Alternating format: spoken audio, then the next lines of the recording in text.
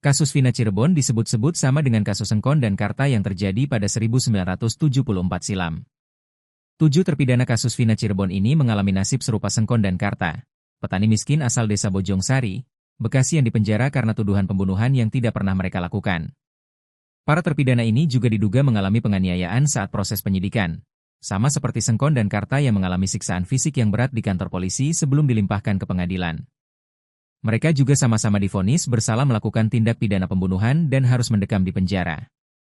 Bedanya, Sengkon dan Karta akhirnya bisa bebas dari penjara setelah mengajukan upaya hukum luar biasa alias peninjauan kembali atau PK ke Mahkamah Agung yang sebelumnya tidak dikenal dalam peradilan di tanah air. Pada 3 November 1980, Kepala Kejaksaan Negeri Bekasi Artomo Singodirejo SH mengajukan permohonan skorsing atau penundaan kepada Kepala LP Cipinang agar Sengkon dan Karta dibebaskan terlebih dahulu. Permohonan tersebut kemudian dikabulkan oleh Jaksa Agung Ali Said SH, yang mengirim surat kepada Menteri Kehakiman dan Ketua Mahkamah Agung dengan maksud sama.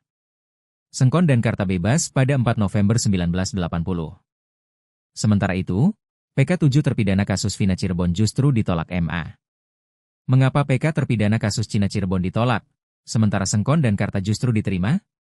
Pakar Hukum Pidana Universitas Jenderal Sudirman, Profesor Hibnu Nugroho mengungkapkan, kasus Sengkon dan Karta bisa dikabulkan PK-nya karena substansi perkaranya tidak berubah, yakni pembunuhan.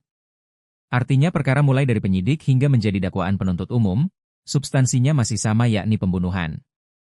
Hanya yang membedakan bahwa ada kekeliruan terhadap orang yang didakwa, yang ternyata bukan Sengkon dan Karta pembunuhnya, tetapi orang lain. Ini berbeda dengan kasus Vina Cirebon, di mana tim kuasa hukum terpidana berusaha mengubah substansi perkara dari pembunuhan menjadi kecelakaan lalu lintas. Disebutkan Hibnu, pembuktian di kasus Vina agak sulit karena substansi perkara antara kecelakaan dan pembunuhan merupakan kasus yang berbeda. Menurutnya, objek hukumnya juga sudah berubah sehingga kasus Vina Cirebon perlu perhatian agar objek hukumnya tidak berubah semua. Hibnu berharap tim kuasa hukum terpidana kasus Vina harus mengkaji lebih mendalam jika ingin mengajukan PK kedua. Diketahui, kisah 2 orang petani Sengkon dan Karta selalu diulang untuk menggambarkan peradilan yang keliru. Juga aparat yang menangkap dengan penyiksaan sewenang-wenang. Berkat bantuan pengacara Albert Hasibuan, keduanya mengajukan upaya hukum luar biasa alias peninjauan kembali ke Mahkamah Agung yang sebelumnya tidak dikenal dalam peradilan di tanah air. Namun penderitaan selama pemeriksaan dan mendekam di tahanan, membuat tubuh keduanya sakit-sakitan.